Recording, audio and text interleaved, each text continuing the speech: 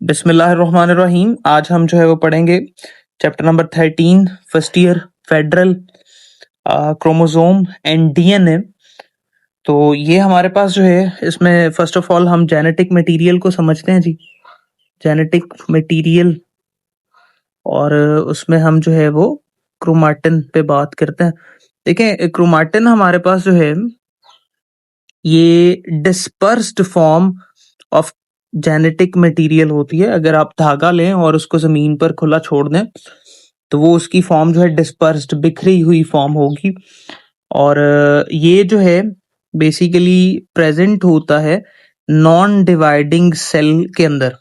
Cell जब divide नहीं कर रहा होता तो उसके अंदर जेनेटिक मटेरियल जो है वो क्रोमाटिन की फॉर्म में होता है। लेकिन जब सेल डिवाइड करने की तरफ जाता है तो बेसिकली उसका जो जेनेटिक मटेरियल है वो कंडेंस होना शुरू हो जाता है, थिक होना शुरू हो जाता है और वो जो है वो कंपैक्ट फॉर्म के अंदर आ जाता है जिसे हम क्रोमोसोम कहते हैं। तो क्रोमोसोम बेसिकली क्या है जी? ये कंपैक्ट फॉर्म है जेनेटिक मटेरियल की, जो डिवाइडिंग सेल के अंदर पाई जाती है। इसी तरह आप जो है वो जेनेटिक मटेरियल की कॉम्पोजिशन को देखेंगे तो यहाँ आपको इसकी कॉम्पोजिशन मिलेगी ये जी। इसमें हमारे पास डीएनए जो है वो 40% है और हिस्टोन प्रोटीन जो है वो 60% है जी। अच्छा, हिस्टोन प्रोटीन एक पॉजिटिवली चार्ज प्रोटीन है, ठीक है, और ये बेसिक अमाइनो एसिड जो है वो कंटेन करती है जी। और कौन कौन से? पहला हमारे पास जो है वो आर्जिनिन है, दूसरा हमारे पास जो है वो लाइसिन है। ये दोनों बेसिकली ये बेसिकली बेसिक अमाइनो एसिड है, आर्जिनिन और लाइसिन, और ये हिस्टोन प्रोटीन को बना रहे होते हैं। खैर, स्ट्रक्चर ऑफ क्रोमोसोम के ऊपर बात करेंगे। देखें, स्ट्रक्चर ऑफ क्रोमोसोम जो है ये हमारे पास ये जी। तो ये एक क्रोमोसोम यहाँ पर आपको मिल भी रहा है।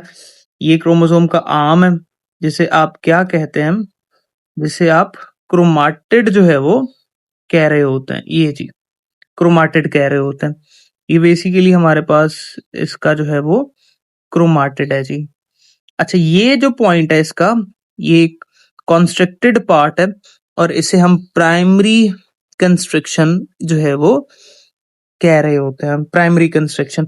और इस प्राइमरी कंस्ट्रक्शन के ऊपर यहाँ पर एक प्रोटीन पाई जाती है, इसे हम काइनेटोकोर प्रोटीन कह रहे होते हैं, ठीक है। ये प्राइमरी कंस्ट्रक्शन जो है इसका दूसरा नाम सेंट्रोमेयर भी है, ठीक है।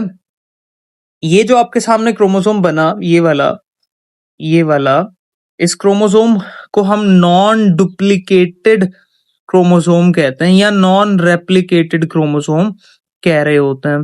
एक क्रोमोसोम आपको यहां पर भी मिल रहा है, ये वाला जी। इस क्रोमोसोम को हम डुप्लीकेटेड क्रोमोसोम कहते हैं या रेप्लिकेटेड फॉर्म ऑफ क्रोमोसोम भी कह रहे होते हैं, ठीक है। ये इसके अब जो क्रोमाटिड हैं ये वाले, ये एक दूसरे के सिस्टर क्रोमाटिड्स होंगे क्योंकि ये एक ही सेंट्रोमेयर के साथ अटैच्ड होते हैं। अच्छा, इसी तरह से याद रख लें कि हमारे पास जो एक क्रोमोसोम है उसमें 2 डीएनए मॉलिक्यूल्स होते हैं और वो आइडेंटिकल टू ईच अदर होते हैं। अच्छा, आपने अगर नंबर फाइंड करना हो क्रोमोसोम का, ठीक है, तो नंबर ऑफ क्रोमोसोम कैसे फाइंड कर सकते हैं? आप बेसिकली नंबर ऑफ सेंट्रोमेयर को काउंट कर लें तो वो हमारे पास जो है वो नंबर ऑफ क्रोमोसोम होगा। जैसा कि यहाँ पर भी एक सेंट्रोमेयर है और यहाँ पर भी एक सेंट्रोमेयर है दोनों क्रोमोसोम के अंदर, तो नंबर दोनों का जो है वो 1 ही है। फर्क सिर्फ ये है कि ये वाला जो क्रोमोसोम है, ये वाला, ये नॉन डुप्लीकेटेड है और ये वाला जो क्रोमोसोम है, ये वाला, ये डुप्लीकेटेड क्रोमोसोम है। ये वाला जो क्रोमोसोम है ये बिफोर एस फेज है, ठीक है, और ये वाला जो है वो आफ्टर एस फेज बनता है, इंटरफेज के बाद। खैर, नेक्स्ट देखते हैं जी। हमारे पास कुछ क्रोमोसोम कुछ क्रोमोसोम ऐसे होते हैं, जैसे मैं यहाँ पे ड्रॉ कर देता हूँ, ठीक है, लाइक दैट, जिनमें एक और कंस्ट्रक्शन भी होती है जी, ठीक है। एक तो ये वाली कंस्ट्रक्शन है, ठीक है, एक कंस्ट्रक्शन जो है वो ये वाली बना लें आप, ये वाली। तो ये वाली जो है इसे आप प्राइमरी कंस्ट्रक्शन कहेंगे और ये वाली जो कंस्ट्रक्शन है इसे आप इसे आप सेकेंडरी कंस्ट्रक्शन कहेंगे। ये सेकेंडरी कंस्ट्रक्शन जो है ये पूरे इंटायर जीनोम के अंदर एक आध क्रोमोसोम ही सेकेंडरी कंस्ट्रक्शन कंटेन कर रहा होता है। और सेकेंडरी कंस्ट्रक्शन जो है इसका दूसरा नाम न्यूक्लियोलर ऑर्गेनाइजर भी है। इसे आप न्यूक्लियोलर ऑर्गेनाइजर भी कह रहे होते हैं जी, क्योंकि ये न्यूक्लियोलस को कोड कर रहा होता है। ठीक हो गया। तो खैर अब हमारे पास इसके ऊपर ये जो सारा रीजन है, ये रीजन, ये जो आपको ब्लू से मैं मार्क कर देता हूँ, ये सारा रीजन सेकेंडरी कंस्ट्रक्शन से ऊपर वाला रीजन, इसमें जो डीएनए ये रीजन क्या कहला रहा होता है, सेटेलाइट रीजन। इस रीजन को हम सेटेलाइट रीजन जो है वो कह रहे होते हैं। ठीक है, ये हमारे पास जो है वो सेटेलाइट रीजन कहला रहा होता है। और इस रीजन के अंदर ये जो रीजन हमने यहाँ पर डिफाइन किया, ये वाला सेकेंडरी कंस्ट्रक्शन से ऊपर वाला, इस रीजन में जो पाया जाएगा डीएनए, उसे हम जंक डीएनए कहेंगे। ऐसा डीएनए जो नॉन कोडिंग डीएनए होता है और यूजलेस डीएनए होता है, उसे आप जंक डीएनए कहते हैं, जो सेटेलाइट रीजन के अंदर पाया जा रहा होता है। अच्छा, इसी तरह हमारे पास जो है, अगर आप यहां पर देखें तो ये जी नेक्स्ट टॉपिक की तरफ जाते हैं हम, और यहां हम देखेंगे classification of chromosome on the base of location of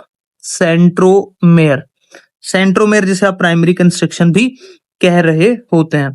तो 4 तरह के क्रोमोसोम है जी इस पेज के ऊपर। पहला आपको यहां पर मिलेगा, ठीक है, मेटासेंट्रिक, ऐसा क्रोमोसोम जिसमें सेंट्रोमेयर जो है वो क्रोमोसोम के मिडल में होगा, उसे मेटासेंट्रिक कहेंगे।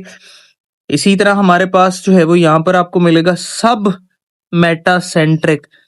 ठीक है जी, ये वाला क्रोमोसोम जो है, ये वाला, इसमें जो सेंट्रोमेयर है वो नियर द मिड है।